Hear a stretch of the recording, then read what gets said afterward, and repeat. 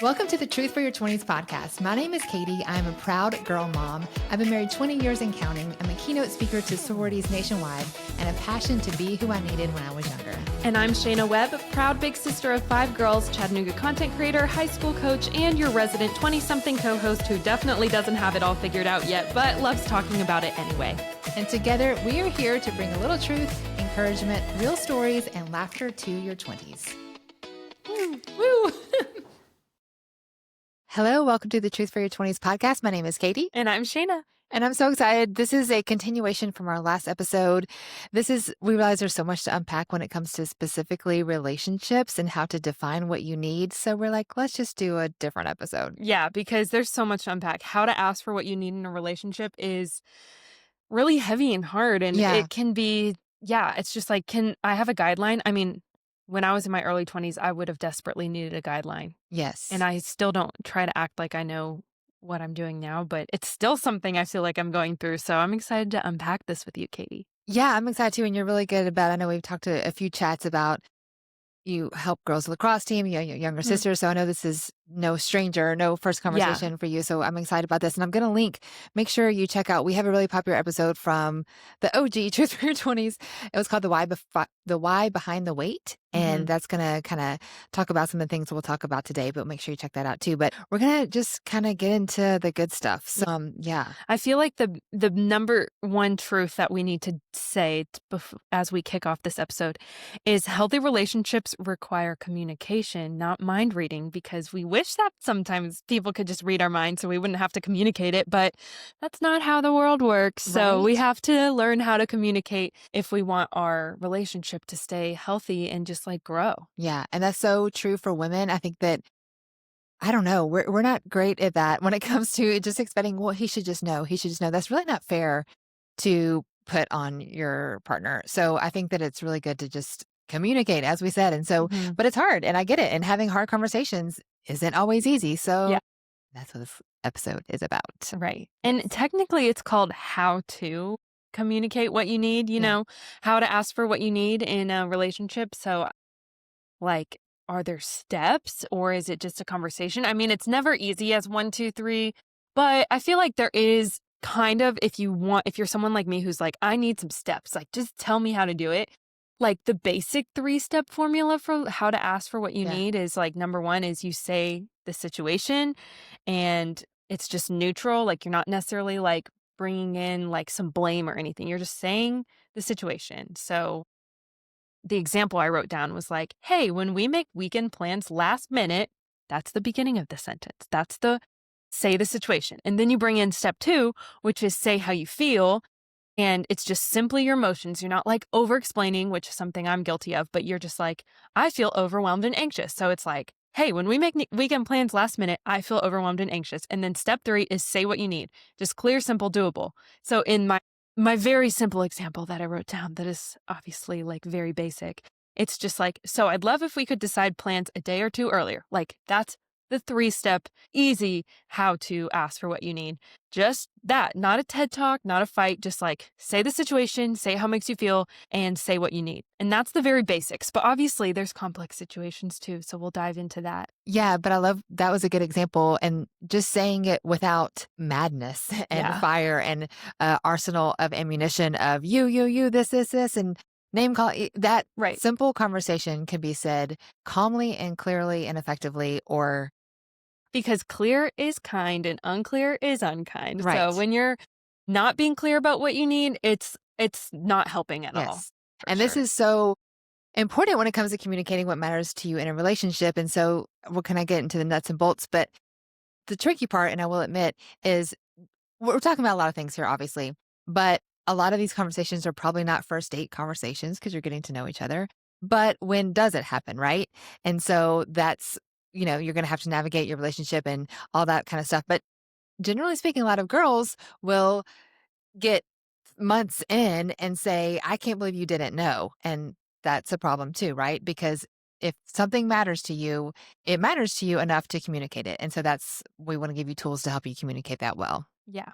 Yeah. Because when you're avoiding clarity because you're scared of like hurting the other person's feelings, it's actually just unkind to that Yeah. person because it's setting them up to fail. So when you're not clear, like for the example I think that we're talking about, for example, like if you want to wait till marriage, but you're not clear about that, it's kind of rude to the other person because you were never clear about it in the first place. So when you get mad at them later on down the road because they're not wanting to wait for marriage with you, you kind of set them up to fail because you never were clear about that. Right. Again, when do you talk about it? That's a different story. It's just like a lot of times, if we're just not being clear about what we need in the relationship, it's because like the other person just didn't know. So Yeah. it's not their fault that you set them up to fail, which can be harsh to hear, but it's like, how would they have known? Right. And we'll definitely talk about that for a minute because I always say, if you don't hear this, I don't know, here or somewhere, where are you going to hear it? It's not going to be on TV. It's not going to be sometimes not modeled at home. And so, specifically when it comes to having boundaries and dating and waiting for marriage and stuff like that, yeah, when and how and whatever do you talk about that? So, I think that 100% what you just said is so important that, you have to, this matters to me and I want to tell you and not assuming that they know and stuff like that. One of my pet peeves, however, is, and I've heard this so many times with young women, oh, he's such a great guy. He really respects my decision to wait. Excuse me. Why is it just your decision? I believe it should be both of your decisions. Now, if you bring this up and he says that, maybe it's just code because he's heard that, whatever, whatever. But it needs to be, yeah, like I want to do that too. We want to get on the same page and discuss that. And I think that there needs to be a why. Like, why? Because Jesus said so. Like, I really think there needs to be, I think that God has our best decisions at heart. Like, He wants what's best for our marriages. He wants what's best for you. He wants what's best for me. He wants, this is truly what is best for our relationship and also needs to be communicated. I'm just like diving in here. And I think that this is where Christian couples sometimes like mess up is also needs to communicate, I like you. I think you're hot. Your hormones are working well. You are attracted to them, which is the way that God intended. Like this is all a beautiful thing. And so you're not saying like, don't like you. I'm not attracted to you. And especially guys need to know that. And so that's not the issue.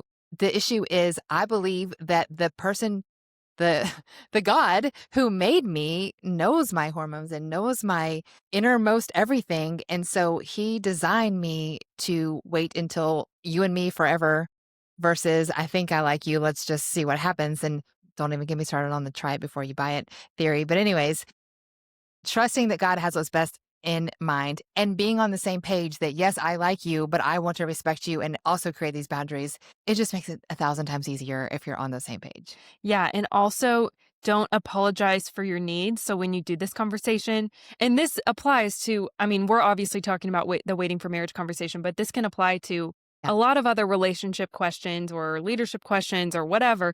But don't start with like, sorry, this is dumb, but, or like, I know I'm annoying, but like, you just be clear about like, this is my need in the relationship. This is, something that is very important to me and don't apologize for it before you've even said it. Right. Like, here's what I need right now for a ton of different examples, but including the waiting for marriage one. Like, Yeah. here's what would help me feel safer in this relationship. Or, like, can I share something with you honestly rather than like, sorry, I need to, blah, blah, blah. Yes. Again, that's kind of a blanket statement for all situations, but Yeah. yeah. 1,000%. And you also need to remember that this might be something that you have read books on, listen to podcasts on. You have an arsenal of reasons why this matters to you. And this might be completely new information to whoever in your relationship with. So that's something to keep in mind that you don't expect them to be on the same page with you at, as soon as you bring it up. And that's okay. But maybe they're like, okay, I'm interested. I'm willing to grow with you in this. And that's important too when it comes to conversations about faith too. Like we talked about this on another episode, but like, I'm sorry I wasn't clear that my relationship with God matters to me. I've kind of put that on the back burner, but I want to grow in that. And I would love for you to grow with me. Here's a church I'm looking at. Here's a book, here's a resources. Obviously you don't have to read everything I'm doing, but I would like for you to also, if you are willing and able, I would love for you to come on this journey with me. And that's something you should definitely kind of have in Yeah. mind when you have that conversation. Yeah, and it's really, like, intimate and vulnerable, like, you're sharing your hearts together when you're asking for big things when it comes to faith or relationship boundaries or anything, like, you're letting that person into your heart, so, like, just approach it in, like, a, "Can we talk about something that really matters to me, like, you can practice that first sentence or whatever, so Yeah, no, it's so important. And what you said is so true. Like it's intimate and there's all different types of intimacy, not just physical. A fun fact, I did this little TikTok one time. It's MSSP, so mental, emotional, spiritual, social, and physical. Just to make it fun, if you just have physical without the rest, you're left with a mess. See what I did there? Oh, cool. Anyways, so, we talk about intimacy and everyone thinks about, getting naked. There's so many other forms of intimacy and sharing Yeah, these vulnerable conversations is a form of that, is a form of bonding. And it's beautiful and it's great and it's lovely. And it's a way to bond. And it's certainly much more than just physical. So right. fun facts. Yes, and, I mean, I remember having this conversation with Cameron, who's my husband now, but I remember when we had it, where we had this conversation, we were for any local listeners, we were literally on the BOB softball field at Lee University. We had met at this summer camp, and it was, like, a month after we met or whatever, or a month after we had first, like, started really being like a couple, I think. Obviously, it depends on, your own relationship when you would have this conversation. For us, it was like we were at the summer camp. Obviously, there was nowhere we would really hang out in a room together by ourselves because we were at summer camp. So there was no ever like temptations or like we would ever, I mean, the Yeah. most we were doing is like kissing in the woods. Like there was nothing like, anyway, where we would need to talk about boundaries. But as soon as we got home, that's when we went to Lee because I was a student at Lee at the time. And we went out to that softball field and I remember having the boundary conversation with him about waiting for marriage. And for us, it was such a weight lifted off my shoulders after having that conversation with him where we both decided together that was, what we were going to be doing in our relationship. Cause I really like what you said about it's not just my decision. Like it was both of our decisions together, which makes it better. That's awesome. And if you have that conversation, it's not both of your decisions, that's just a different thing you need to look at and think about. Yeah, and it's not like, "Oh my gosh, I'm leaving you as soon as that," just be open to again, like, you have so many reasons why, but they may be approaching this for the first time, and Right. so, as long as you're willing to be on the same page and both of your decision, that's great, and it may not happen in a day, but you certainly need to be eventually on the same page because, again, your body is made hormones and attraction, all of this is a beautiful thing and great in marriage, and we hope that you have lots of fun in marriage. But, we have to again, sex and attraction, all of this stuff is pretty and it's attractive. And, the devil, the apple in the garden wasn't like rotten and gross, like it's beautiful and shiny and all Yeah. of these things are good. But, again, we have to be on the same page to support each other and be on the same page because I don't think that God gives us this because he's mean and wants to hold out on us, but Mhm. instead, like he's a loving father. I think I gave an example of, a waterfall is a beautiful thing at Cloudland Canyon here, local in Chattanooga. It's this beautiful, lovely thing. But if a same waterfall was falling into my living room, it is a disaster. It is a hot mess. And that's the same thing with physical intimacy. Like in a marriage, in the covenant of marriage, it is a beautiful thing. And outside of that, it can lead to destruction. And so just putting it in the right place. Yes, and I am excited for you to link that episode, The Why Behind the Wait, because obviously KKD and could just dive into this for 45 more minutes about the why behind the waiting for marriage and everything. But yeah, There's lots of things. There's lots to there's so say. many things. Yeah. But this whole like asking for what you need in a relationship, obviously for our listeners are maybe different asks. Like obviously we've been talking about waiting for marriage, but there's so many different things that you need to ask for in a relationship, even like work relationships with your boss and like how to ask your boss like you're struggling with like getting your work done and like you need to have that conversation with them. This is what I need to get my work done more efficiently, or like this has been holding me back. Like, you come in and you want to just do the best job you can. And so you have to have these conversations with many people in your life, not just your boyfriend, but your parents, your roommates, your boss. I mean, there's so many like great ways you can take this episode because there's so many different people you might need to ask for Yeah, things for from. sure. And I would encourage if you're just not sure where to start or not sure what you're wording and all that kind of stuff, just start journaling because a lot of times when you just write it out, you're like, okay, wait, this is more effective than that. And again, not coming in there with ammo and assuming the worst, but instead the opposite, assuming the best, Right. assuming that they want to be on the same page with you. That's certainly a much better way to Yeah. go in this conversation. And being confident is very helpful when it comes to clarity. It's not aggressive, it's just being clear, Yeah. being confident in what you're asking for, and that just comes across more sure of yourselves. Because if you're going into using the waiting for marriage example again, if you're coming in like with the sorry or like, I've been thinking about this, I don't know if I want to, like, it's just leaving more room for ambiguity and like, are we sure we're doing this? I don't know. If you're wanting to come in clear with what your needs are in a relationship and to be able to, again, like we talked about at the beginning, being clear is the best thing you can Yeah. do. So come in confident, like you're asking for these things. Or if you're not confident, say it's something you're not sure about, but you still want to have the conversation with your partner about whatever it is. Like just bring it up as a conversation and at least you can talk about it. And sometimes just talking it out will help. Obviously, journaling it out will definitely help. I love how you gave your example though, and examples are always great. So I'll give you a few more. But my husband and I, we didn't have like whole like the talk because he was so good at integrity, which is mentioned in our episode. Like that was what attracted me to him because he was so unlike some of the frat boys I dated and stuff. I'm like you want to honor Mhm. me and honor you, and there wasn't this game of how far is too far because he just he didn't even want to. Another example I always use, like, if you don't want to fall off the edge of a cliff, you don't dangle your toes over and lean and see how far you can get. The opposite is like, if the line is here, I want to take several steps back and honor you, honor me, and not just temptation is infinitely easier to avoid than to overcome. And so, you don't get yourself in a dark room with shots of tequila and Barry White music going on. You just like Wait, who's Barry White? perfect, perfect. Wait. That's honestly like my mom's music. It's like an Okay. old, like he's just like this deep, like, "Hey, hey, baby," like, Okay, okay. he's not Marvin Gaye, "Let's Get It On," you know that, right? Okay, yeah, yeah. But similar Like vibe. Frank Ocean. That's a much more modern. Yes, Okay. there we go. Thank you. That's perfect. Younger 20s, not so 20s example. I love it. Okay, anyways, I don't remember what I was saying. You're just talking about, if you put yourself in those situations, temptation is Yeah, not so easy just to overcome. yeah, one of my favorite quotes, "Temptation is infinitely easier to avoid than to overcome." So just having those conversations. But, another example I give is I interviewed a girl who she kinda, like, got famous, if you will, for this decision. She was on a reality dating show, and she's like, "I'm waiting for marriage," and, Mhm. the media's like, "Well," like, having a cow about that. And she said that every first not necessarily first date, but first or second date, she would just bring it up with, "Do you go to church?" Whatever they would say to that.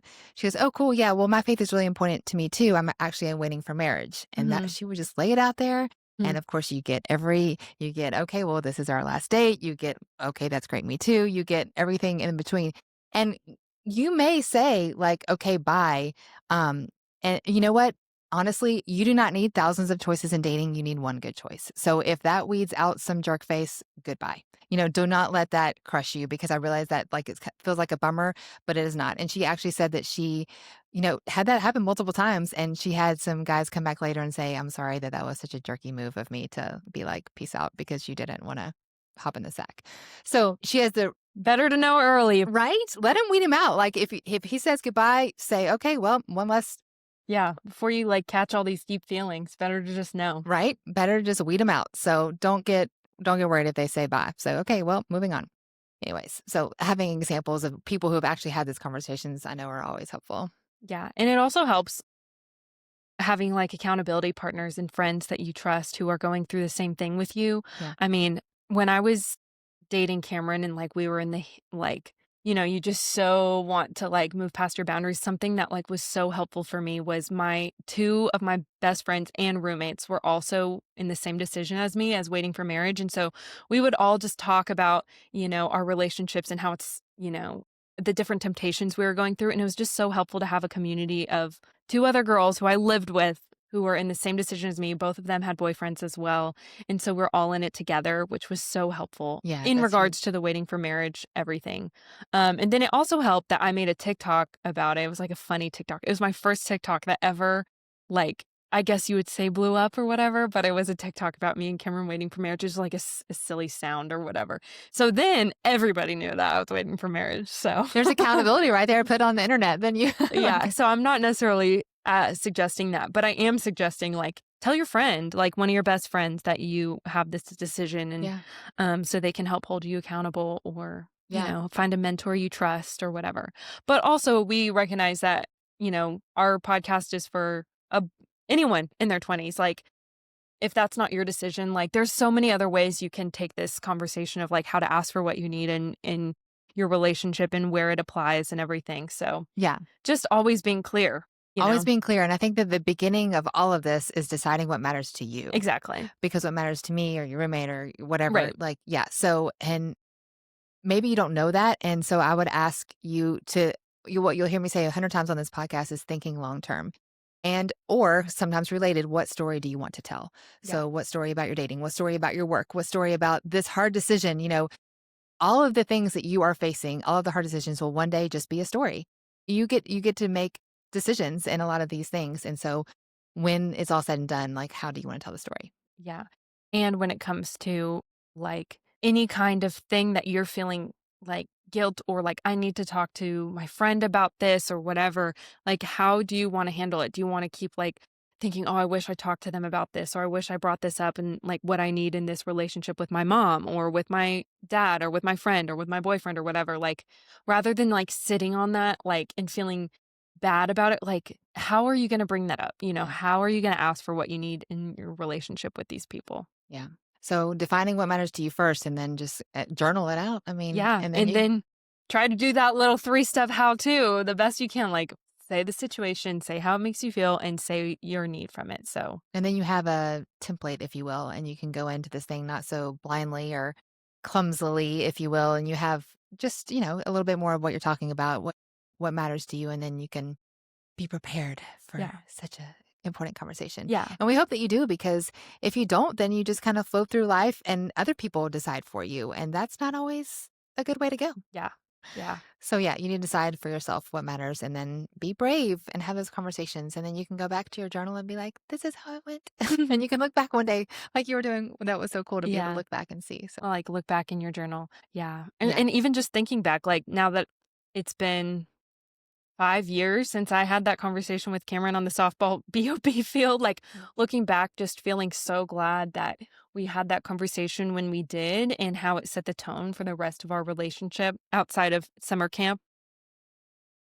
So, and again, like, we've talked about this on the podcast before, but, like, we weren't in the same place where we were both, like, past decisions having gone through that and, like, figuring out together. Like, it doesn't mean just because one person's already crossed that boundary that they're not, they learn from their mistakes and they're ready to, step forward on a new foot and everything. Oh, for sure. Yeah, that was, yeah, my conversation. And then, but again, just deciding what matters to you going forward. Yeah.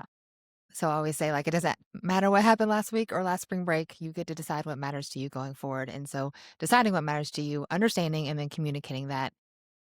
Simple, but not simple. But that's why we want to have these conversations and just help you, because I know I wish I would have had this conversation, or, learning and helping and learning from Mhm. people who'd been there before me. And so that's our goal over here. Yeah, be your big sister that you Never knew you needed yeah, unfiltered, the guide for your 20s. all the things. So I think that we covered all the important stuff. So I think we're pretty much covered all that. We're going to go to our next episode next week, though. Yeah. Yes. Well, make sure you follow us on social media. Share with a friend. Sharing is caring. We love that. If you enjoy this episode, let us know. Leave a review on Spotify or iTunes. And Let us know what you want us to talk about yeah, next. yeah, we'd love to hear from you. If you want to have a topic that's burning, we want to talk about it. So Yeah. let us know. And be sure if you want to hear more about waiting for marriage and everything, Katie will link the Why Behind the Wait episode in the show notes to get through that. But, we hope and pray that you can just take this conversation in whatever aspect of your life. You might already be married and none of this applies, you think, but there's so many other conversations of like that you need to bring up now that you're married and Yeah. like how to ask for what you need in the relationship then. Same thing with your parents. I mean, especially in your early 20s, I feel like there's a lot of changes, like how to ask for what you need from your parents once you go off to college. And so, yeah, hopefully you can get something from this episode no matter where you are at in your 20s. Relationship with your parents. That's a whole nother thing. Oh, that sounds like another episode. I like it. Stay tuned. Yes. Well, thanks, guys. Thanks for being here. And I hope you got some truth for your 20s. Bye.